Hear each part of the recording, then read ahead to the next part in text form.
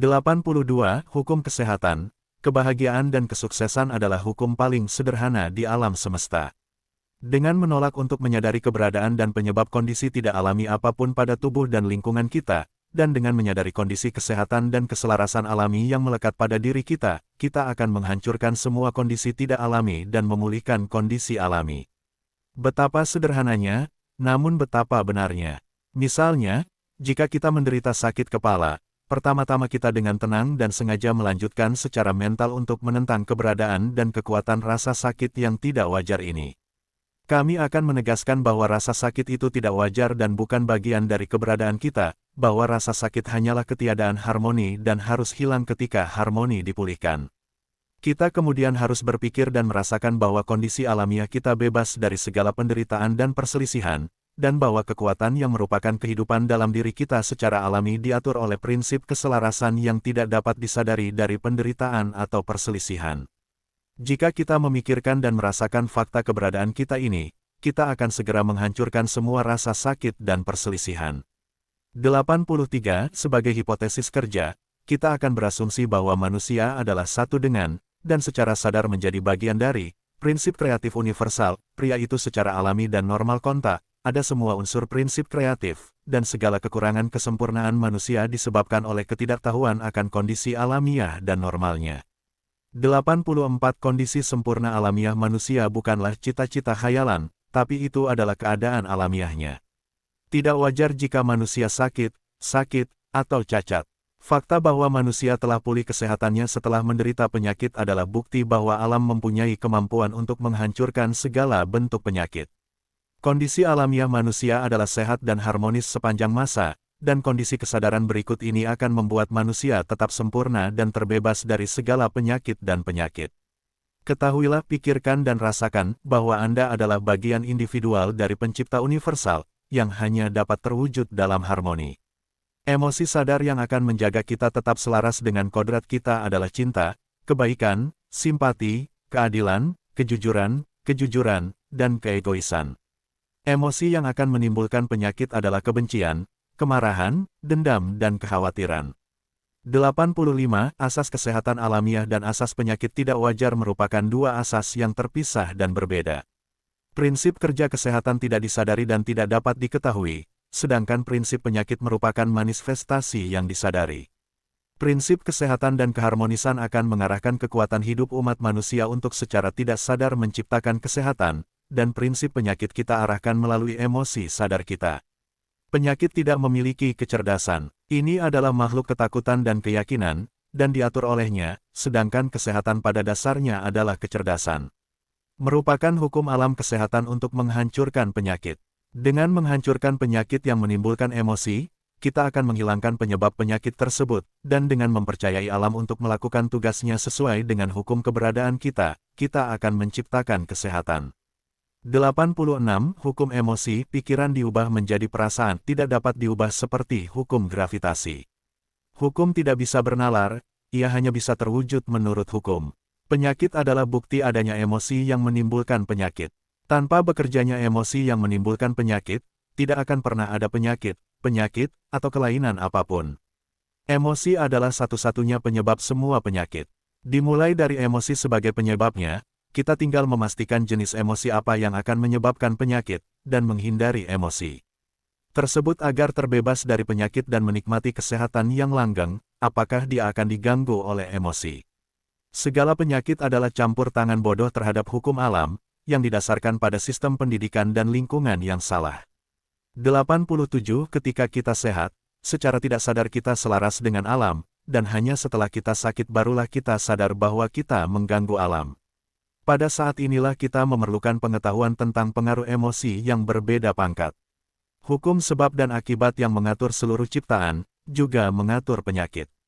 Dengan menghilangkan sebab maka akibat harus hilang. Kita menghilangkan efek emosi yang menimbulkan penyakit secara instan dengan menggantinya dengan emosi yang menimbulkan kesehatan. Faktanya, sangatlah penting untuk mengganti emosi yang menciptakan kesehatan untuk menghancurkan emosi yang menciptakan penyakit.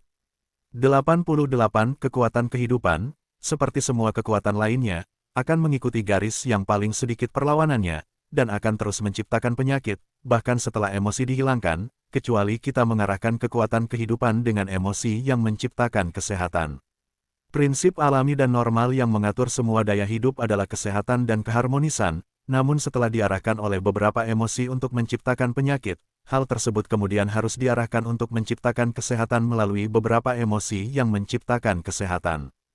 Kekuatan yang merupakan kehidupan di seluruh ciptaan harus bekerja setiap detiknya, dan bila tidak diizinkan untuk menciptakan kesehatan dan keharmonisan, maka ia akan menciptakan penyakit dan perselisihan. Apapun manfaat yang dihasilkan pada tubuh harus diungkapkan secara mental. 89. Manusia dan hewan mempunyai emosi yang sama dan diatur oleh hukum absolut yang sama. Semakin dekat seseorang dengan binatang, semakin kecil tanggung jawabnya sangat rentan terhadap pembuktian, dan Anda akan sama bodohnya jika Anda membiarkan suatu keyakinan menghalangi Anda untuk membuktikan hukum alam kehidupan. 90. Dimulai dengan umat manusia yang sehat secara alami dan normal, dan emosi sebagai satu-satunya penyebab dan obat dari semua penyakit dan penyakit. Sekarang kita akan melanjutkan dengan menyebutkan berbagai emosi yang menciptakan kesehatan dan penyakit. Pada prinsipnya, hanya ada dua jenis emosi dengan tingkat efektivitas yang berbeda-beda. Oleh karena itu, kami akan mengklasifikasikan semuanya ke dalam dua emosi berlawanan yang paling kuat, yaitu cinta dan benci. 91. Cinta akan selalu menghasilkan kesehatan dan keharmonisan, sedangkan kebencian akan selalu menghasilkan penyakit dan perselisihan. Suka akan selalu menghasilkan suka. Emosi ketakutan, kekhawatiran dan keputusasaan yang tampak tidak berbahaya adalah penyebab lebih banyak penyakit, kesengsaraan, kemiskinan dan kejahatan dibandingkan kebencian, kemarahan dan balas dendam. Apa yang kami yakini sebagai emosi yang tidak berbahaya, dinyatakan oleh hukum sebagai kejahatan terbesar. 92. Kita tidak boleh membiarkan suatu keyakinan mengganggu pengetahuan tentang hukum alam ketika kebahagiaan dan kesuksesan kesehatan kita bergantung pada hukum alam.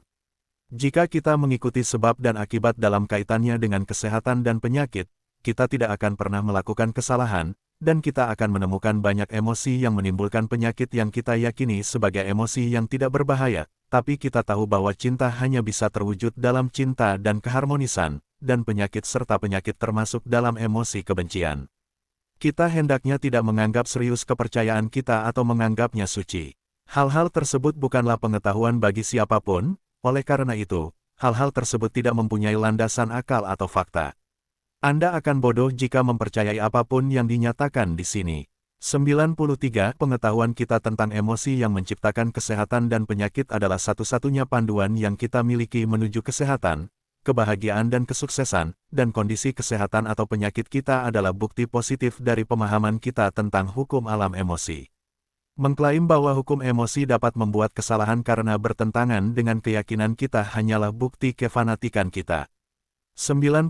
Tubuh manusia adalah dinamo yang digerakkan oleh energi, dan untuk memudahkannya, energi ini kita sebut sebagai kekuatan kehidupan. Kehidupan secara alami dan normal terwujud dalam kesehatan dan keharmonisan. Ini adalah hukum kehidupan, jika tidak, kehidupan akan lenyap. Itu akan menghancurkan dirinya sendiri. Berangkat dari fakta ini maka secara logis dapat disimpulkan bahwa jika kita tidak mengganggu hakikat keberadaan kita, maka kita akan sehat dari buayan sampai liang lahat, awal dan seterusnya dari kesadaran manusia. 95. Saya membuat klaim ini dan menantang dunia untuk menghasilkan satu fakta yang akan menyangkal bahwa emosi umat manusia adalah satu-satunya penyebab penyakit dan kecacatan, dan oleh karena itu merupakan satu-satunya hal yang perlu dipertimbangkan dalam mencegah atau menyembuhkan bentuk apapun dari penyakit, dan kelainan bentuk. 96. Kekuatan hidup tidak bergantung pada jumlah atau jenis makanan yang kita makan. Makanan kita hanyalah bahan mentah yang dibutuhkan tenaga hidup untuk membangun tulang, darah dan jaringan tubuh kita. Hal ini dibuktikan dengan fakta bahwa laki-laki mempunyai waktu 10, 20, 40 dan 60 hari pertama tanpa cedera pada tubuh, tidak lebih dari penurunan berat badan sehingga membuktikan bahwa makanan tidak membuat tubuh menjadi sehat atau sakit. Meskipun makanan diperlukan untuk menunjang kehidupan, makanan tidak memberikan kekuatan atau energi untuk menopang kehidupan. Kekuatan kehidupan dalam diri kita akan memanfaatkan apa yang dibutuhkan oleh sistem, dan menolak semua yang tidak diperlukan, tidak peduli makanan apa yang kita makan. 97. Nafsu makan kita dalam kondisi normal adalah satu-satunya pedoman yang diperlukan mengenai jenis atau jumlah makanan yang boleh atau tidak boleh kita makan. Setiap pemikiran yang kita berikan pada makanan yang kita makan akan mengarahkan emosi untuk menciptakan kondisi yang kita pikirkan dan rasakan, dari kenyataan bahwa operasi alami sistem kita adalah tindakan yang tidak disadari, dan oleh karena itu tidak dapat diketahui. Oleh karena itu, arahan apapun yang kita berikan terhadap makanan atau dampaknya terhadap tubuh merupakan gangguan terhadap alam. Jumlah dan jenis bahan mentah berupa makanan yang dibutuhkan oleh kekuatan hidup dalam diri kita harus diserahkan pada selera saja, dan tidak memikirkan hasilnya. 98. Kerja usus juga diatur secara tidak sadar. Ketika alam telah mengekstraksi dari makanan kita semua yang diperlukan untuk membangun tubuh, maka akan menyebabkan U3 memiliki keinginan untuk buang air besar, dan sampai kita merasakan keinginan ini, alam masih akan menggunakan bahan mentah yang melengkapinya, dan selama kita tidak merasakan keinginan untuk buang air besar, baik keinginan itu sehari sekali atau 10 hari sekali, itulah yang dibutuhkan alam. Ketika kita mempercayai alam untuk bekerja sesuai dengan hukum keberadaan kita, baik dalam hal pola makan maupun aktivitas isi perut kita, maka kita tidak akan mendapat masalah apapun yang berasal dari sumber ini.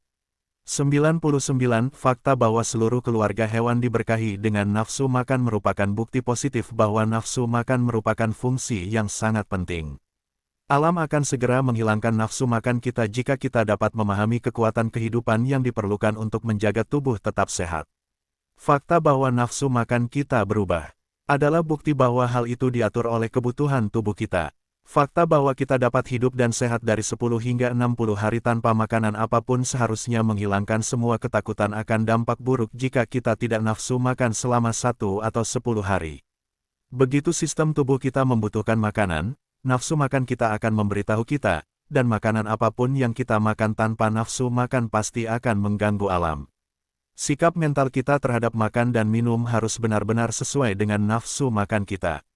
100. Untuk membimbing kita dalam memenuhi kebutuhan tubuh kita adalah fungsi dari selera kita dan kita tidak mempunyai hak untuk menggunakan kemampuan berpikir kita ketika kita tidak memiliki pengetahuan untuk mendasari alasan kita. Ketika kita mempercayai selera dan selera kita secara implisit, kita akan memberi makan tubuh kita sesuai dengan hukum keberadaan kita. Nafsu makan dan aktivitas isi perut kita bukanlah hal yang masuk akal. 101. Karena hampir semua penyakit pada tubuh mempengaruhi perut dan nafsu makan, kita harus mengambil sikap mental yang positif terhadap perut kita dan kebutuhannya. Kita harus berpikir dan merasakan bahwa alam mengetahui urusannya, dan akan bekerja sesuai dengan hukum keberadaan kita. Kita harus menolak untuk sadar akan rasa sakit, dan berpikir serta merasakan bahwa kita secara alami sehat dan harmonis, dan bahwa penyakit dan rasa sakit itu tidak wajar dan akan hilang ketika kita menggerakkan emosi yang menciptakan kesehatan, kemudian lanjutkan untuk menyadari diri kita sesempurna pencipta alam semesta, yang mana kita adalah bagiannya. 102. Saat kita menyadari kesempurnaan alami kita menghancurkan kekuatan pencipta yang tidak alami dan menggerakkan pencipta alami. Kekuatan kehidupan dalam diri kita harus bekerja setiap detik, dan bergantung pada pikiran dan perasaan kita. Ketika kita membuat kondisi mental dengan menghilangkan gangguan pada alam dan berpikir serta merasa bahwa diri kita sempurna, kemudian mempercayai alam untuk melakukan tugasnya sesuai dengan alam, hal ini akan menghasilkan kesehatan, kebahagiaan, dan kesejahteraan. Kita harus menjaga kebersihan tubuh kita di luar dan mempercayai alam untuk menjaga organisme di dalam kita. 103. Saya ingin menekankan fakta tersebut dan mengulanginya hingga menjadi keyakinan positif bahwa bekerjanya hukum kodrat keberadaan kita tidak disadari, dan oleh karena itu merupakan tindakan yang tidak dapat diketahui. Setelah kami sepenuhnya menyadari hal ini, kami tidak akan mencoba untuk campur tangan terhadap undang-undang yang tidak kami ketahui. Semua penyakit disebabkan oleh gangguan terhadap kerja alami hukum keberadaan kita. 104. Fakta penting lainnya yang bernilai setara adalah pengetahuan bahwa kekuatan hidup yang sama yang menciptakan kesehatan juga menciptakan penyakit. Hanya satu jenis ciptaan yang mungkin dilakukan dalam satu waktu. Ketika kekuatan kehidupan menciptakan kesehatan maka ia juga menghancurkan penyakit, dan ketika ia menciptakan penyakit, ia juga menghancurkan kesehatan. Kekuatan hidup ini dapat dikendalikan oleh pikiran dan perasaan. Dan kini tibalah pengetahuan yang paling penting sepanjang hidup kita, pengetahuan tentang keadaan pikiran yang memungkinkan alam menciptakan kesehatan, dan keadaan pikiran yang akan mengganggu kerja alami sistem kita.